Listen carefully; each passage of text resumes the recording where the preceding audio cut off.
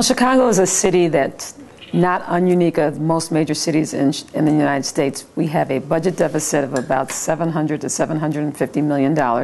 It doesn't take a rocket scientist to figure out we either need to increase revenue or decrease expenses. But as a city, we are required to provide basic services. So the question is, which services can we either privatize, can we combine, how can we get more efficiencies to actually decrease expenses? On the revenue side, all of our revenues are down. All of them, sales, property tax, income taxes. And this is the first time that all three revenues have been down at the same time since the late 70s, early 80s. So these are interesting times, but I am confident we'll weather the storm. Our revenues seem to be increasing, but we just have to get our arms around the expense side. Well, Chicago has been privatizing some of its assets for a while. About 8 years ago, we privatized the Chicago Skyway, and we've used some of those revenues as a reserve fund. We recently privatized the parking system, which had some issues with implementation going from the existing system to the new system. But, as I always say, you've got to increase revenue. And so it was an attempt to increase revenues. Currently, we're not looking so much as to privatizing an asset. We're looking to privatize some of our services. And so the question becomes, can a private company provide snow removal or garbage collection at a cheaper and more efficient cost than the city can?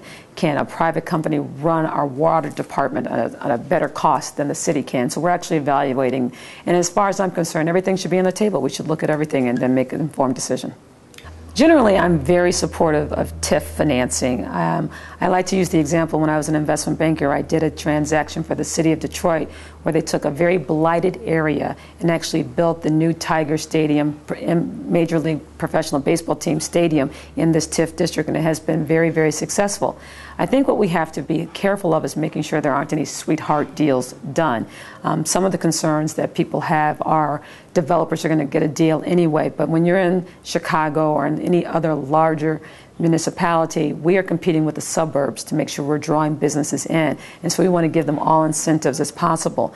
Some of the downsides are because we finance our school system through property taxes, that money should be going to property taxes, and now it's going to, the increment. And my argument on that is if you're promoting economic development, that money's ultimately going to get to the school districts anyway. So I'm very positive about school districts. I do think it's something that can be overused. You can't have the entire city in TIF districts, but I do think it has worked very successfully in the United States. Well, as an investor in U.S. debt, my portfolio is invested in U.S. treasuries and agencies. I am looking at this very concerned because I want to make sure that we do not default on any of my investments for the city. I think we have to really look at, you're going to have to increase the debt ceiling because you don't want to default, but you can't just continue to give the government a free credit card and increase the limit.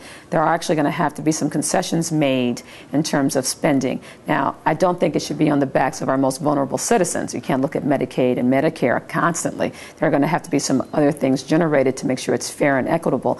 But ultimately, I think that in August, there's going to be an extension given, and they'll actually work it out. But I do believe they will increase the debt ceiling, and I do think there are going to be some concessions on spending as well.